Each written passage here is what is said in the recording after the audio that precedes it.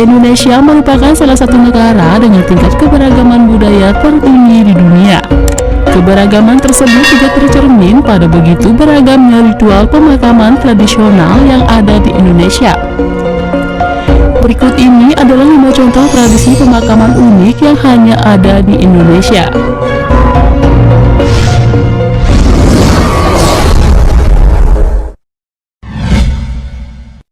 Membakar mayat.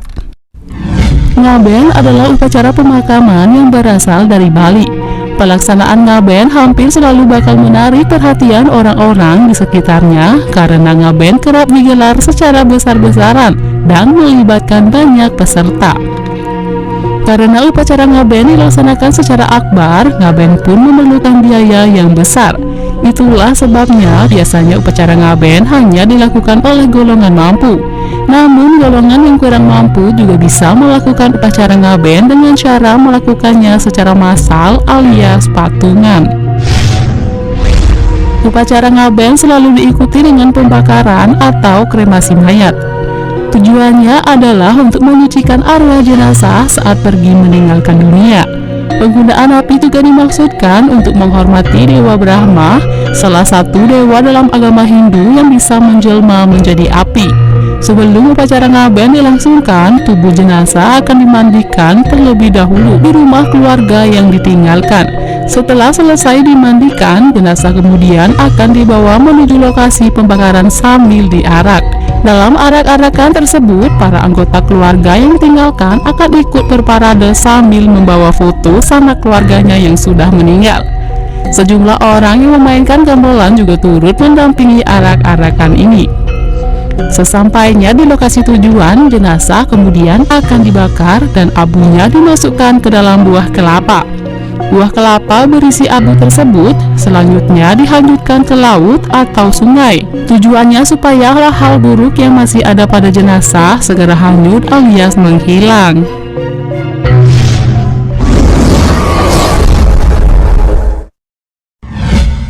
Memasukkan mayat bayi ke dalam pohon. Toraja adalah nama dari suku yang berasal dari Sulawesi Selatan. Suku ini terkenal dengan rumah adatnya yang bernama tongkonan. Tongkonan amat mudah dikenali dengan melihat atapnya yang panjang dan melengkung. Atap tongkonan sendiri dibuat dalam kondisi demikian supaya nampak mirip dengan kapal. Selain rumah adatnya, suku Toraja juga terkenal dengan ritual pemakaman bayinya. Pasalnya, dalam ritual pemakaman khas suku Toraja, mayat bayi tidak dikuburkan dalam tanah, melainkan dimakamkan di dalam batang pohon. Hanya bayi yang berusia 6 bulan ke bawah yang dimakamkan dengan ritual demikian. Bayi yang hendak dimakamkan dalam pohon juga haruslah bayi yang belum memiliki gigi. Ada alasan tersendiri mengapa suku Toraja memiliki ritual pemakaman bayi di batang pohon. Menurut keyakinan masyarakat Toraja, bayi yang meninggal saat belum genap berusia 6 bulan masih berada dalam kondisi suci. Jadi, proses pemakaman bayi tersebut harus dibuat sedemikian rupa supaya jenazah sang bayi seolah-olah kembali ke rahim ibunya. Pemakaman bayi di batang pohon hanya boleh dilakukan pada pohon tara. Batangnya yang lebar dan getahnya yang banyak menyebabkan pohon ini nampak seperti rahim manusia yang menampung kembali bayinya saat ada jenazah bayi yang dimakamkan di dalam batang pohon. Posisi pohon yang digunakan untuk memakamkan bayi disesuaikan dengan status sosial dari keluarga jenazah bayi. Semakin tinggi status sosialnya di masyarakat, maka posisi makamnya di pohon akan semakin tinggi. Satu pohon tara bisa digunakan untuk memakamkan banyak bayi sekaligus.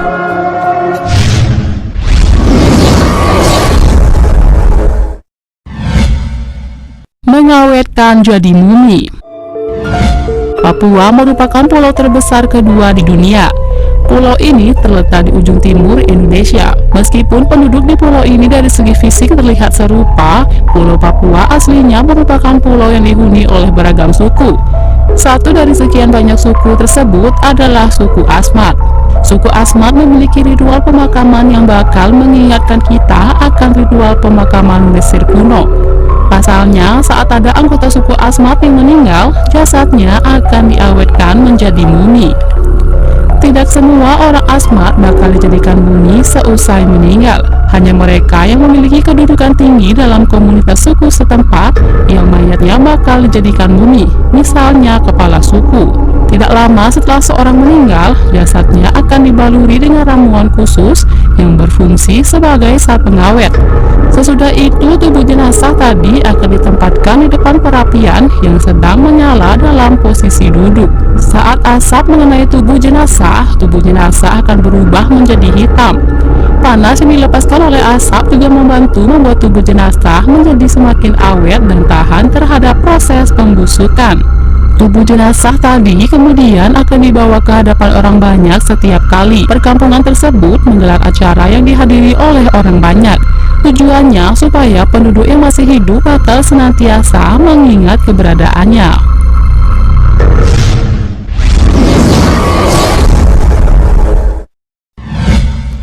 Menaruh mayat tanpa menguburnya. Trunyan adalah nama dari sebuah desa yang terletak di sebelah timur Danau Batur, Pulau Bali. Desa ini terkenal karena penduduknya tidak pernah menguburkan mayat penduduknya.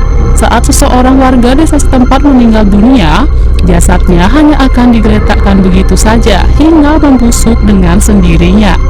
Jenazah tersebut tentunya tidak diletakkan di sembarang tempat, melainkan di suatu lokasi khusus yang terletak di sebelah Danau Batur. Semawayah adalah nama dari lokasi di mana warga Trunyan biasa meletakkan jenazah. Saat seseorang berkunjung ke Semawayah, mereka bakal langsung disuguhi pemandangan tulang belulang manusia atau bahkan mayat yang berbaring di lantai hutan. Sejumlah jenazah juga nampak berada dalam sangkar bambu supaya jenazahnya tidak dimakan oleh hewan liar. Meskipun mayat-mayat tadi dibiarkan tergeletak begitu saja di atas tanah, nyatanya bau busuk tidak tercium dari Semawayah. Asalnya di Semawayah terdapat pohon yang memancarkan bau khusus hingga bau dari mayat-mayat tadi tidak tercium. Hanya kaum pria Trunyan yang boleh membawa jenazah hingga ke Semawayah. Masyarakat Trunyan percaya bahwa jika ada perempuan Trunyan yang nekat memasuki Semawayah, maka desa mereka akan ditimpa bencana.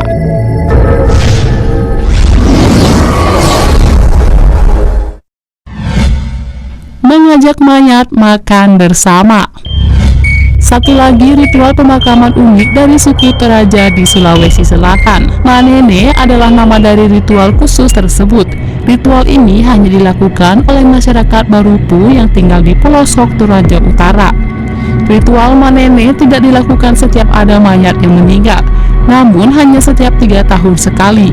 Waktu sesudah panen dipilih sebagai waktu untuk melakukan ritual ini, karena penduduk setempat sudah tidak lagi sibuk mengurus ladang. Mayat-mayat yang hendak diikutkan dalam ritual Manene akan dimakamkan terlebih dahulu di dalam gua yang terletak di desa Sinalang. Uniknya, mayat-mayat yang ada di dalam gua kondisinya nampak masih baik dan tidak membusuk. Penduduk sekitar percaya kalau hal itu disebabkan oleh adanya zat khusus di dalam gua yang membantu mengawetkan mayat. Menjelang pelaksanaan ritual Manene, mayat-mayat akan dikeluarkan dari gua dan kemudian dimandikan. Jika mayatnya adalah pria, maka mayat tersebut akan dipakaikan setelan jas lengkap. Namun jika mayatnya berjenis kelamin wanita, mayatnya akan dipakaikan gaun pengantin. Jika sudah, warga kemudian menggelar acara makan bersama sambil ditemani dengan mayat berpakaian lengkap tadi. Bagi masyarakat Toraja, tradisi ini membantu mempererat tali silaturahmi. Mereka juga percaya bahwa jika mereka sampai tidak melakukan Manene, ladang mereka akan diserang oleh hama.